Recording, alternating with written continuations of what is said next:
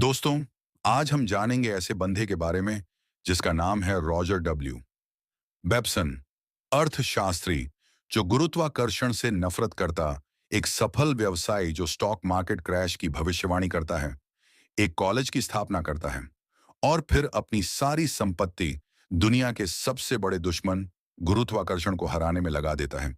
यह पत्थर एक ऐसे व्यक्ति की कहानी बताता है जो गुरुत्वाकर्षण को मानवता का सबसे बड़ा दुश्मन मानता था। मिलिए रॉजर डब्ल्यू बेब्सन से, एक जीनियस जिसने 1929 के स्टॉक मार्केट क्रैश की भविष्यवाणी की, एक करोड़पति जिसने एक प्रसिद्ध कॉलेज की स्थापना की और एक सनकी जिसने गुरुत्वाकर्षण को खत्म करने के लिए अपना सब कुछ दांव पर लगा दिया। क्या वह सच में एंटी ग्रेविटी वाहन बनाने में सफल हो पाए थे? यह कहानी है एक ऐसे असाधारण इंसान की जिसने ब्रह्मांड के एक मूलभूत नियम से लड़ाई लड़ी। रॉजर डब्ल्यू बेब्सन का जन्म 6 जुलाई 1875 को मैसाचुसेट्स के ग्लॉसेस्टर में हुआ था। वह एक मेहनती परिवार से थे। उन्होंने प्रतिष्ठित Massachusetts institute of technology (MIT) से इंजीनियरिंग की पढ़ाई की। यहीं पर वे सर आइजैक न्यूटन के नियमों से प्रभावित हुए, खासकर क्रिया और प्रतिक्रिया (एक्शन एंड रिएक्शन) के नियम से। लेकिन उनके शुरुआती जीवन में एक दर्दनाक घटना हुई। उनकी बहन एडिथ डूब गईं। बेब्सन ने बाद में लिखा कि एडिथ गुरुत्वाकर्षण से लड़ने में असमर्थ रहीं, जिसने एक ड्रैगन की तरह आकर उसे खींच लिया। यह घटना गुरुत्वाकर्षण के प्रति उनकी नफरत का बीज थी।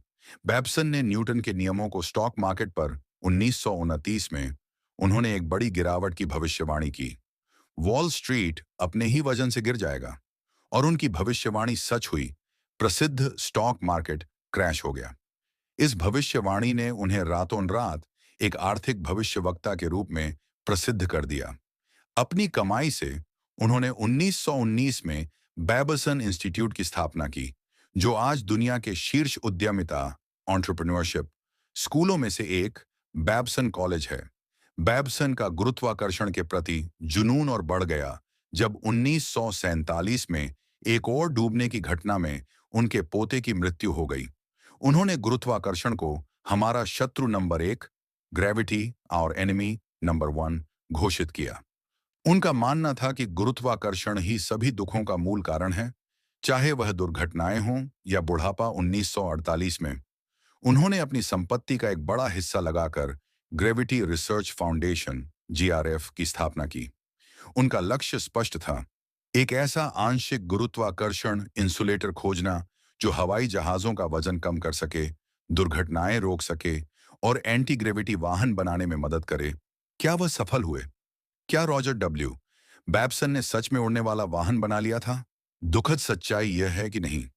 बेब्सन या उनकी टीम गुरुत्वाकर्षण को निष्क्रिय करने वाला कोई उपकरण या वाहन बनाने में कामयाब नहीं हुए। आधुनिक भौतिकी के नियम, जैसे आइंस्टीन का सापेक्षता का सिद्धांत, एंटी ग्रेविटी को असंभव मानते हैं, लेकिन उनकी एक बहुत बड़ी विरासत है। बेब्सन की मृत्यु के बाद फाउंडेशन ने अपना ध्यान गुरुत्वाकर्षण की बेहतर समझ पर केंद्रित कर दिया। फाउंडेशन आज भी गुरुत्वाकर्षण पर सर्वश्रेष्ठ निबंधों के लिए वार्षिक पुरस्कार देती है। स्टीफन हॉकिंग सहित कई नोबेल पुरस्कार विजेताओं ने इस प्रतियोगिता में पुरस्कार। फाउंडेशन आज भी गुरुत्वाकर्षण पर सर्वश्रेष्ठ निबंधों के लिए वार्षिक पुरस्कार देती है। स्टीफन हॉकिंग सहित कई नोबेल पुरस्कार विजेताओं ने इस प्रतियोगिता में पुरस्कार। इस प्रकार रॉजर बेब्सन का सपना एक एंटी ग्रेविटी मशीन बनाने का था। भले ही वह मशीन नहीं बनी, लेकिन उनके जुनून ने विज्ञान की एक शाखा को पुनर्जीवित किया और ब्रह्मांड को समझने में एक बड़ी भूमिका निभाई। रॉजर बेब्सन की यह कहानी साबित करती है कि विज्ञान में जुनून कभी-कभी भौतिकी के नियमों से भी ज्यादा शक्तिशाली होता है। इस कहानी पर आपके क्या विचार हैं? क्या आप मानते हैं कि भविष्य में एंटी ग्रेविटी संभव होगी? हमें कमेंट्स में बताएं और ऐसी ही रहस्यमय और ज्ञानवर्धक कहानियों के लिए हमारे चैनल को सब्सक्राइब करना न भूलें।